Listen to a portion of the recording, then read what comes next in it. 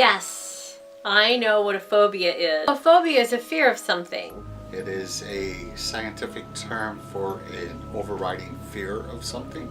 Yes, it's when you are like afraid of something. You know, like it's like a big fear. Like it's not just a little thing. Really afraid of it. I do know what a phobia is. It's a fear, but a very exaggerated fear. But I guess I don't have any phobias. Spiders don't bother me. Snakes kind of freak me out. I am afraid of snakes. They freak me out. But if I saw a little gardener snake, I'd be like, shoo snake, and I'd sick my cat on it. Phobias, yeah, probably failure. I don't like to deal with failure. I do in fact have a phobia. I have arachnophobia. Phobia, which is abandonment or losing trust in people. First time I ever saw a snake. I was really little. I was a little kid. I don't know if I really found out I had this phobia. It's just reoccurring. I don't like failure. I don't like those feelings, so I avoid things that put me in that situation. One day, I was like 6, maybe 7 years old. There was this giant spider in my backyard, and I kind of just froze up and did nothing and got really sweaty. And I couldn't really breathe when I was around it, and then it went away and I was fine. What I think at night, like controversially, but then I think, what if my best friend betrayed me in some backstabbing way that would completely and emotionally hurt or destroy me? I would feel completely crushed, and not say I won't trust again, but I would lose something important to me that would make me like completely shut down for at least, depending on how bad it is, it can go from 2 days to like 3 years. Well, when I've been confronted by snakes, my father was there, so he was the one that calmed me down. He was the one that said, he's not going to hurt you. The snake's not going to hurt you. And I just remember becoming paralyzed with fear. So it was an adult that actually calmed me down. I typically go back over what led me to that particular situation and sort of review what I can change and do differently next time to avoid it. It's really hard to, because it's kind of hard to control. It's hard to control myself when I feel like I can't move, but I just try and like move my fingers around and then try and convince myself that everything's okay. At the moment, I wouldn't break down, first of all. I wouldn't like cry my feelings out. That would be like a later step, you know? Like you go through like the 5 steps of depression or something like that. Anyways, first I'd ask them to repeat themselves again to make sure if they were serious or actually like if they were joking around.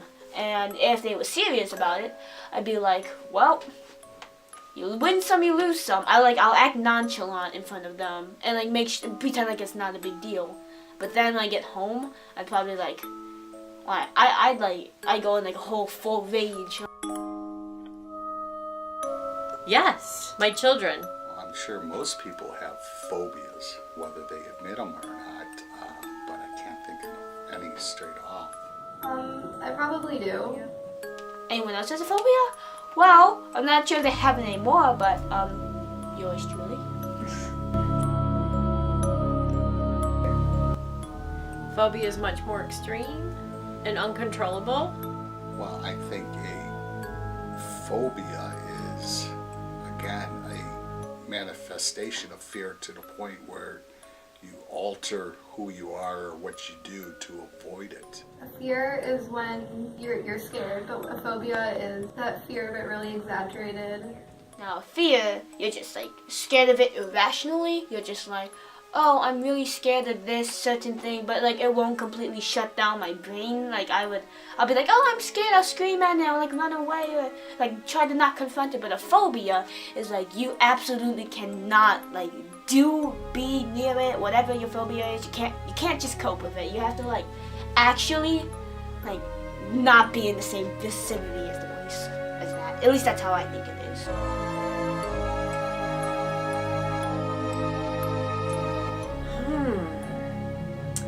The actual feeling of a crippling fear, I don't think it could be life-threatening, because if you are so crippled in fear from your phobia, you're probably gonna panic, and maybe the most extreme is that you would have severe heart palpitations, but I don't think that would cause anything to be life-threatening unless you already had a pre-existing condition, such as a heart issue. Then that could cause you to go into, maybe a heart attack. I don't think they can be life-threatening. I mean, at the end of the day, you still have the opportunity to affect the outcome. Kinda, sorta, because if you can't breathe, then it could seem life-threatening, but at the same time, if it's like irrational, then it really can't hurt you. Oh yes, they could definitely be life-threatening because depending on what phobia you have, maybe like, I don't know, this is kind of stretching it, but the only one I can think of at the moment is like social interaction. If you're scared, like have a phobia of interacting with people, you as a person of society, unless you can't take care of yourself, will like not survive. As in like you couldn't probably, if you couldn't call them or talk to them face to face to pay bills, you have to like you have to buy things from the store or something. You have to, or like if you're actually feeling bad, or like you do something or someone else does something, you can't like go to the police, or you can't call an ambulance, you can't call anybody. You're just too scared. If you see something, it's just like you can't interact with anyone. I think that's like threatening because you can one day, like someday, it will just like something will happen and you can't call 911, or you can't reach out to anyone, and you just gone. Therapy. Easily, continually to expose the person to the phobia. What do you Yeah, to introduce yourself to situations a little bit at a time that has you address that phobia. The exposure effect, if you're around it a lot, then the fear will just die away. Well, I mean, the most cliche way in doing that might be is to confront it. Just confront it. Unless it's like my fear, like if it's betrayal, don't expose yourself to betrayal. Like, don't do that. That's not cool. Well, I certainly would be willing to learn more about phobias. I like to learn about them. Sure.